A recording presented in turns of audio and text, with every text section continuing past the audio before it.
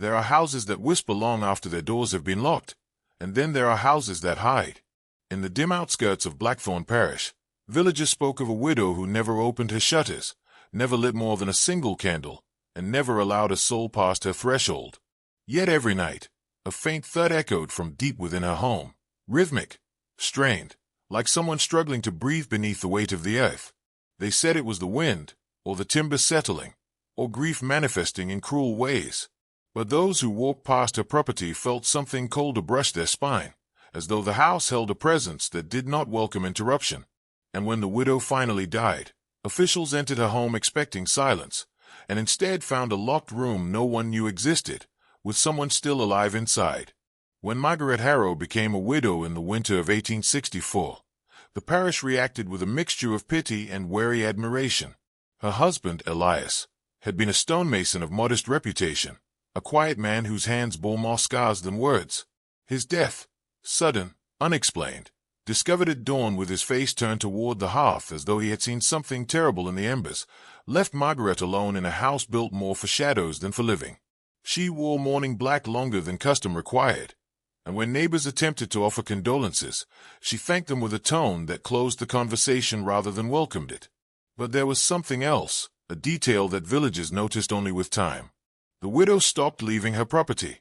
She no longer attended church, no longer fetched water from the communal well, no longer purchased candles or bread from the local market.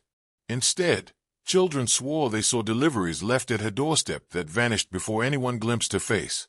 The curtains stayed drawn. The lamps stayed dim. Even the garden, once a place where she grew rosemary and sage, grew wild, as though she feared what sunlight might reveal. Inside, however, Margaret's movements followed a strange ritual. At dusk, she bolted her doors. At midnight, a single window in the eastern corridor glowed faintly, as though someone wandered the house with a candle cupped close. And just before dawn, always before the first bird call, she descended into the lower rooms. Her steps slow, deliberate, weighted with dread. The villagers whispered, of course. They spoke of grief, of madness, of a woman unable to accept her husband's death. But others remembered something darker, the child she had given birth to nearly 12 years earlier. A son, born frail, silent, and immediately hidden away from the parish size. Margaret had told the midwife the boy died before sunrise, and no one questioned her. Children died often in those years, and grief was expected to twist a mother's face into silence. Yet now, after Elias's death, strange noises began drifting across her property. A dragging sound beneath the floorboards, a muffled cry that no animal could produce, a labored breathing that carried on windless nights. Some claimed they saw movement behind the upstairs curtains, a silhouette too tall to be hers, too distorted to be natural. And one evening, a traveler passing through the parish stopped at the tavern and asked a question that chilled the room. If her son died, then who was moving in the house after midnight? The answer, they knew, lay behind a door no one had ever seen opened, a door Margaret guarded with her life. 12 years before the widow's shutters closed for good, Blackthorn Parish witnessed a winter so severe that even the church bells froze, trapping their echoes in brittle air. In that same winter, Margaret Harrow labored through a birth that would never be mentioned in the parish records, nor whispered by the midwife who attended it. The woman, Agnes Wren, was known for her steadiness, for her ability to deliver children even in the poorest homes. Yet when she stepped out of the Harrow house that night, her hands trembled as though she had carried something unnatural. She left before dawn, refusing payment, refusing tea, refusing even to wrap her shawl properly as she hurried down the icy path. Inside, Margaret sat alone beside the newborn swaddled in linen.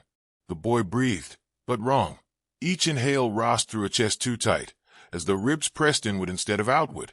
His limbs curled sharply, as if shaped by hands that did not understand the human form. And when his eyelids fluttered open, he did not cry. He only stared, unfocused, toward a corner of the room as if something there was calling him. Elias's reaction was immediate and brutal. The moment he saw the child, he demanded it be taken away. Not to a foundling home, not to a physician, but away in the sense of erasure. He blamed Margaret, accusing her of bringing a curse into his bloodline. Though she defended the newborn, Elias insisted that no son of his could have been born with such distortions unless touched by illness, or sin, or something worse. But the midwife had heard something in that first hour that would haunt her to the grave. The boy attempting a sound that wasn't a cry, but a low, drawn-out hum, almost like a chant. A sound no infant should have been capable of making. By morning, Margaret announced to the parish that the child died during the night. No burial was held. No grave was marked. The villagers accepted her word because the alternative, that she was lying, would have forced them to confront the unnatural. Yet inside the Harrow home, Margaret made her choice. She hid her son away in a small chamber Elias never entered. She fed him in silence. She whispered lullabies to drown the unnatural cadence of his breathing. And she prayed that the world would never learn he was alive. But as the years passed, the boy's presence became harder to conceal. He grew, misshapen yet strong, curious yet fearful of light. And soon, the locked room that protected him began to feel less like a sanctuary, and more like a warning.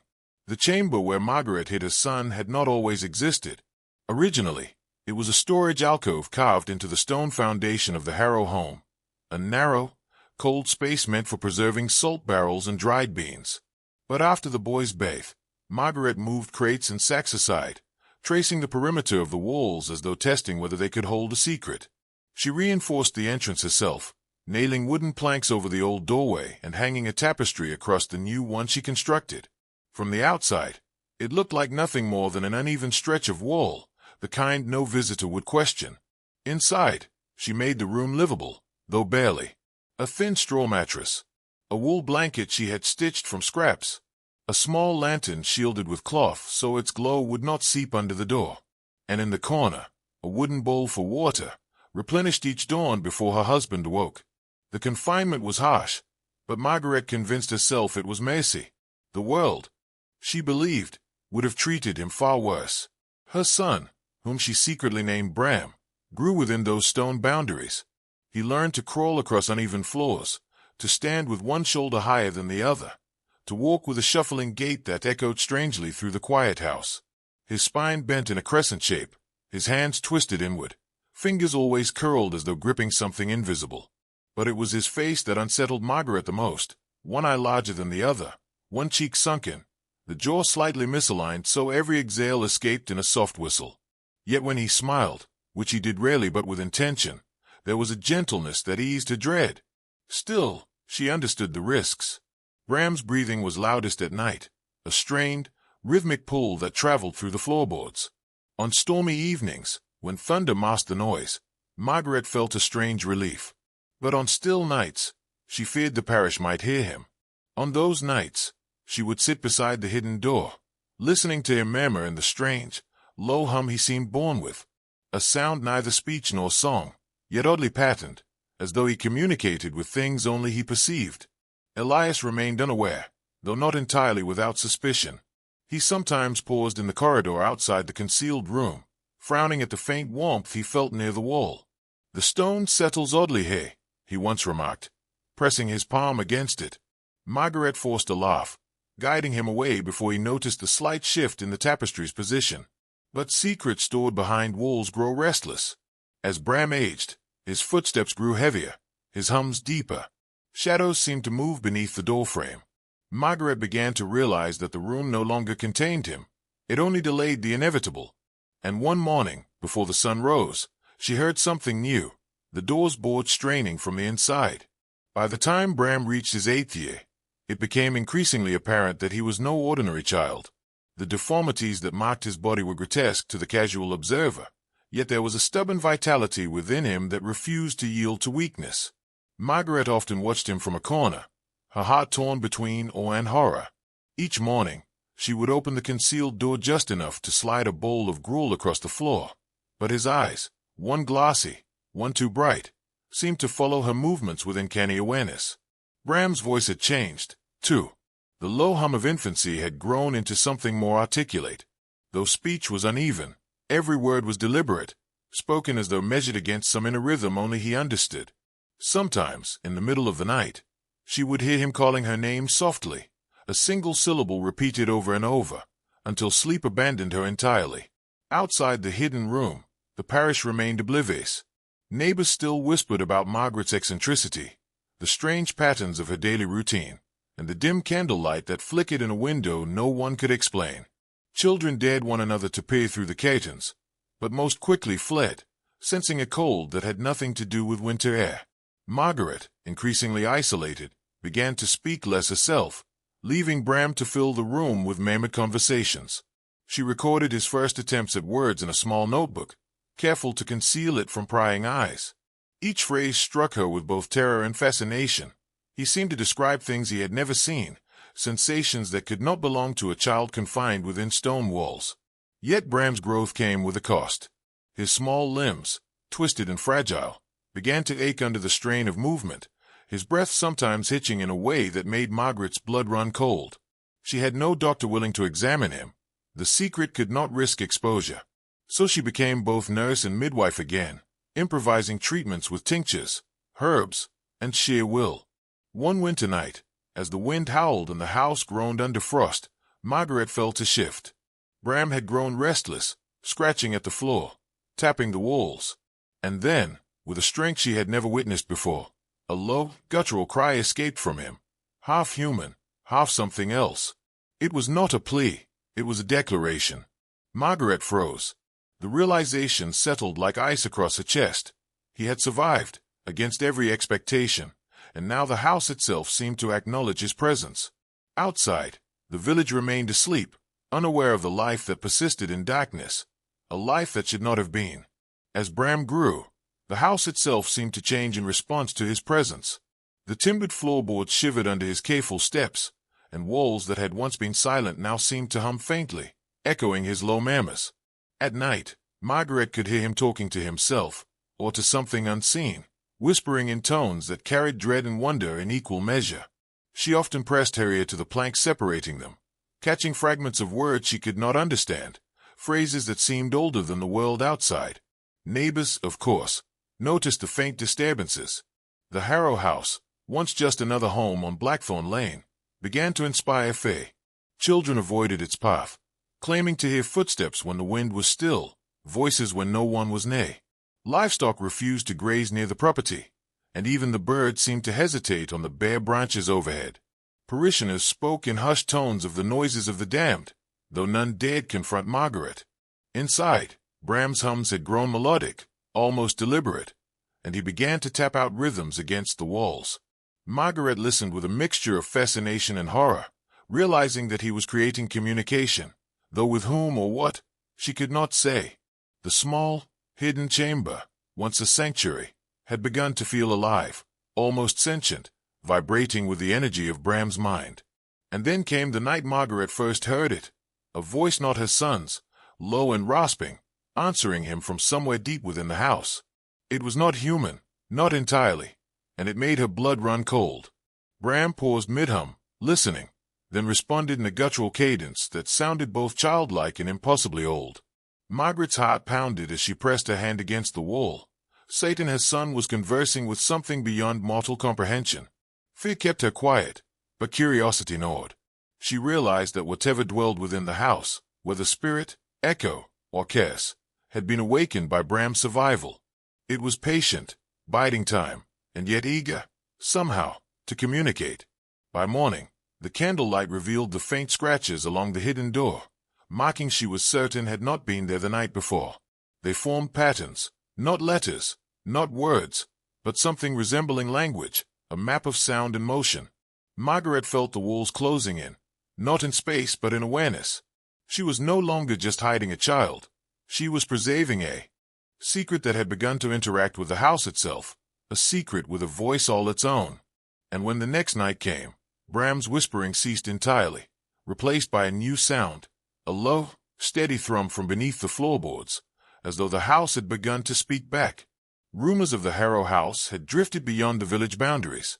Travelers passing through Blackthorn Parish occasionally reported seeing the windows dimly illuminated at odd hours, or hearing faint, anguished cries carried on the wind. One evening, a local constable, Thomas Crichton, approached the property under the guise of routine patrol. He was a man of duty, trained to notice inconsistencies, yet the weight of unease pressed against his chest as he neared the house. The air smelled faintly of damp stone and decay, though the garden, long overgrown, seemed almost alive with hidden movement.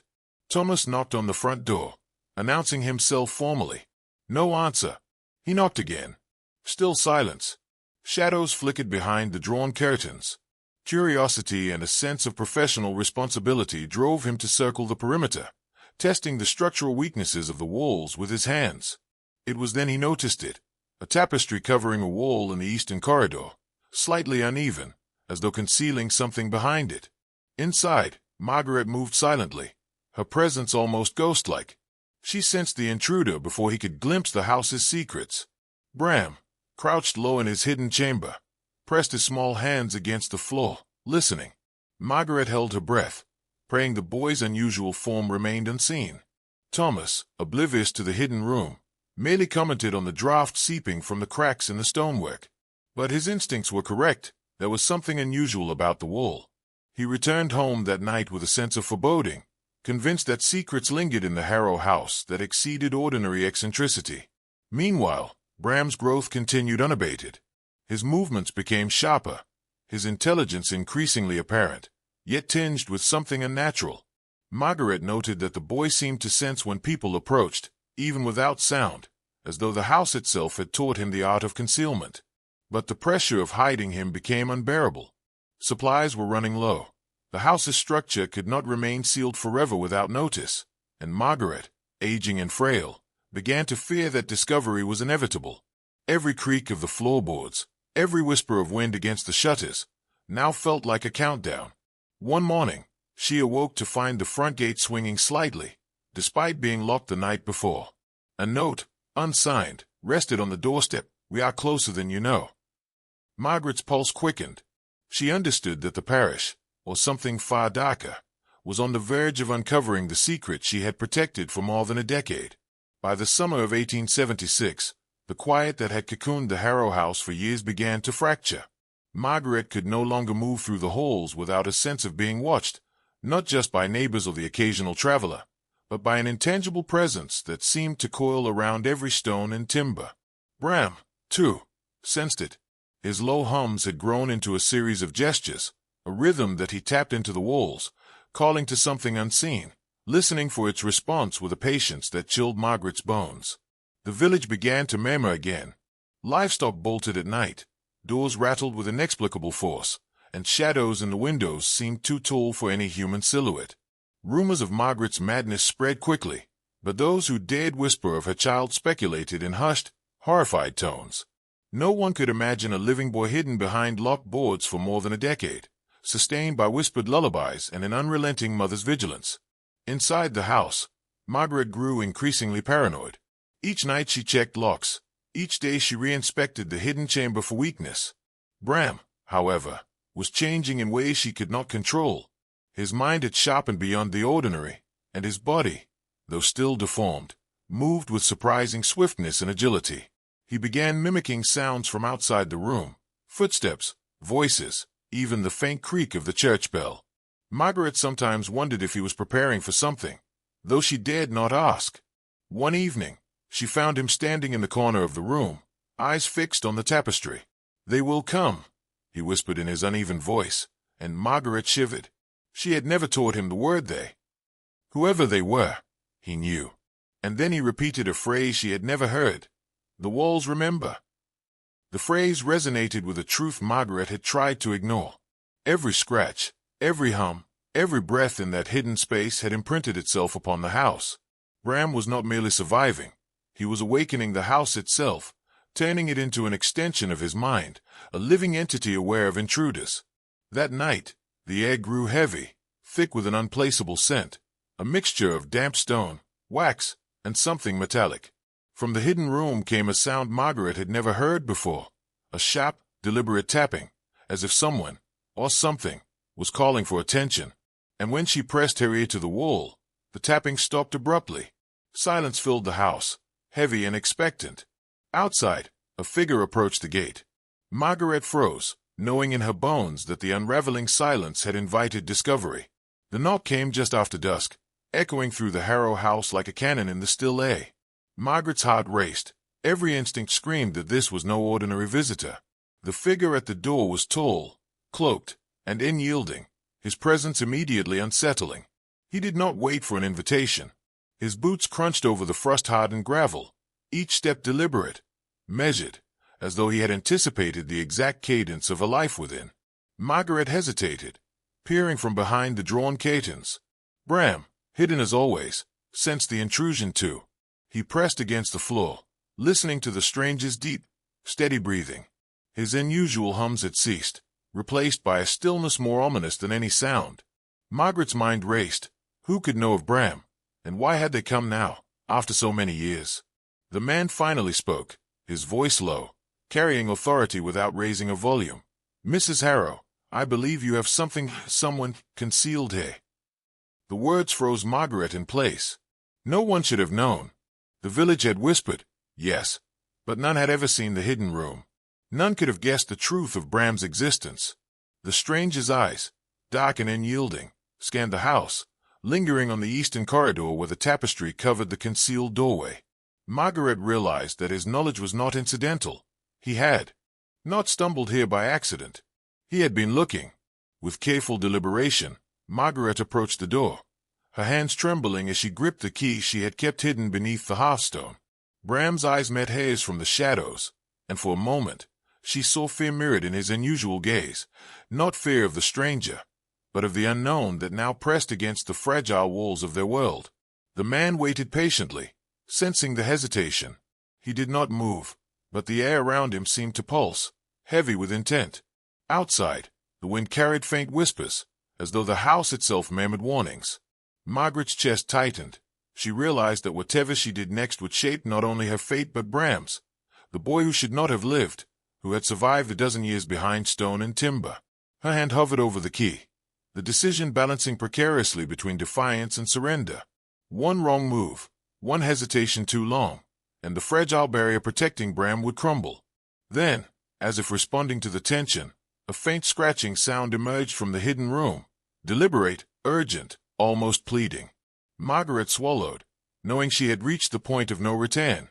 Margaret's hand trembled as she turned the key in the lock, the old iron mechanism groaning in protest. Bram pressed back against the shadows, his eyes wide, reflecting the flicker of the lantern she carried.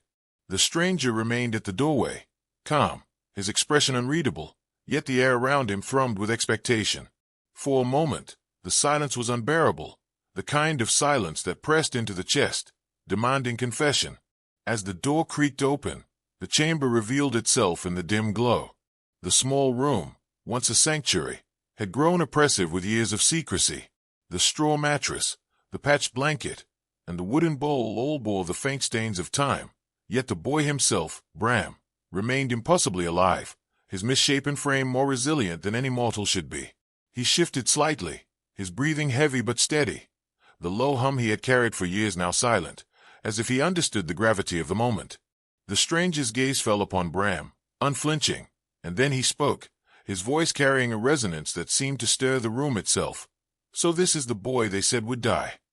The words were not judgmental, they were measured, almost reverent. Margaret's throat tightened. How did he know? And why did his presence feel like the culmination of every fear she had carried for more than a decade?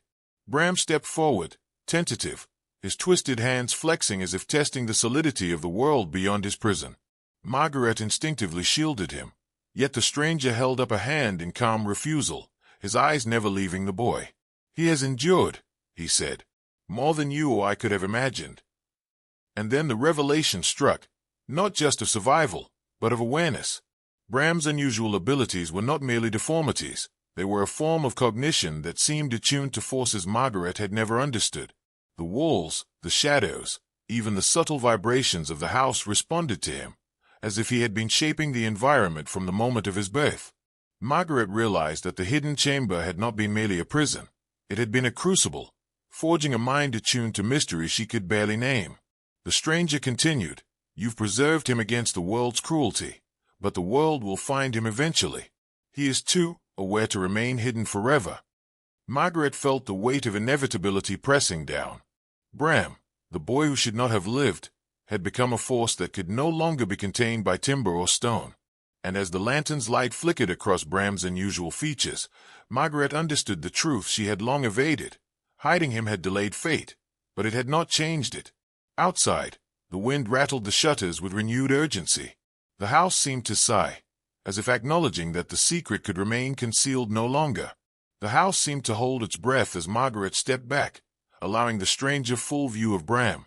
The boy's movements were cautious, measured, yet there was a glint of defiance in his eyes that made Margaret's chest tighten with both pride and fear. She realized, in that moment, that Bram had evolved beyond the vulnerability that had defined his early years. He was no longer simply a child in hiding. He was an entity shaped by isolation, endurance, and something unnameable that lingered in the shadows of the room.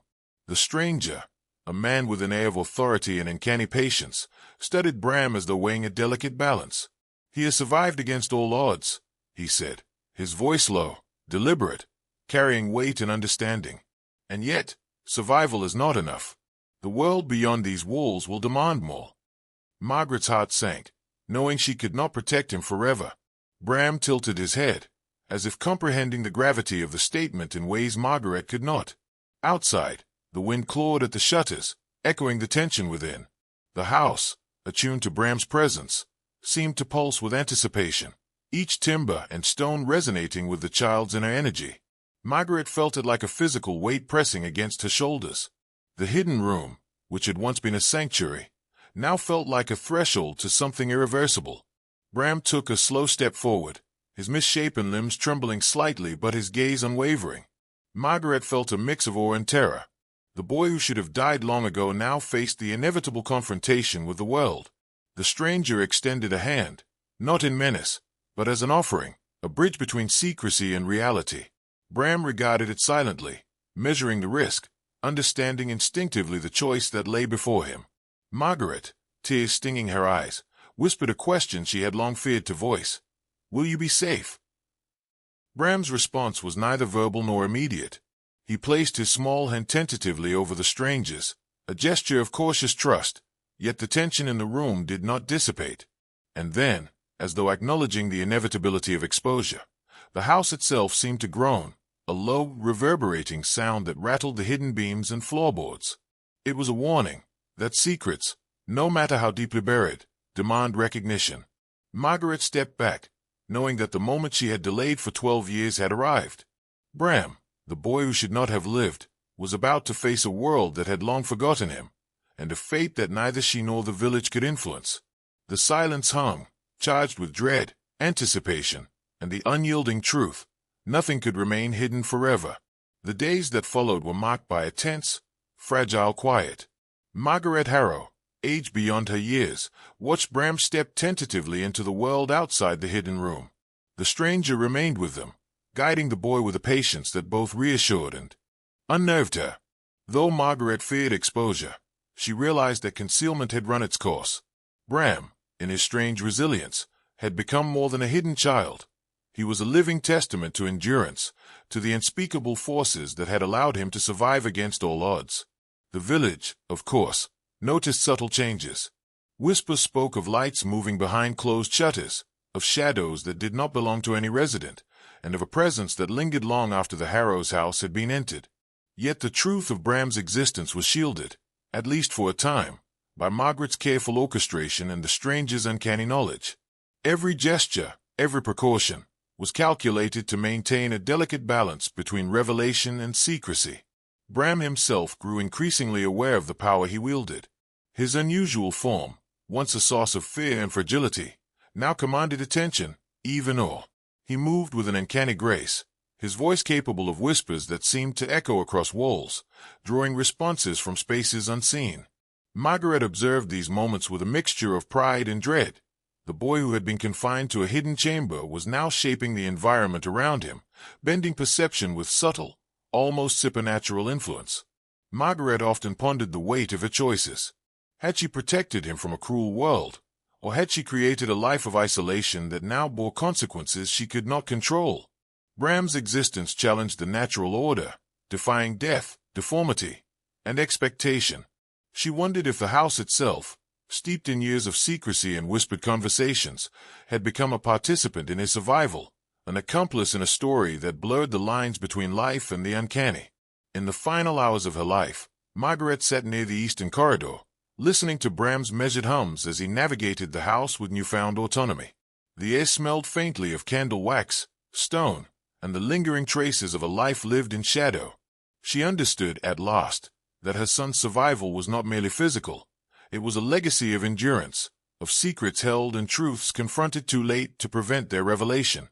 And when she finally passed, the hidden room stood silent for the first time in 12 years, yet its walls seemed to pulse faintly, as though acknowledging Bram's continued presence.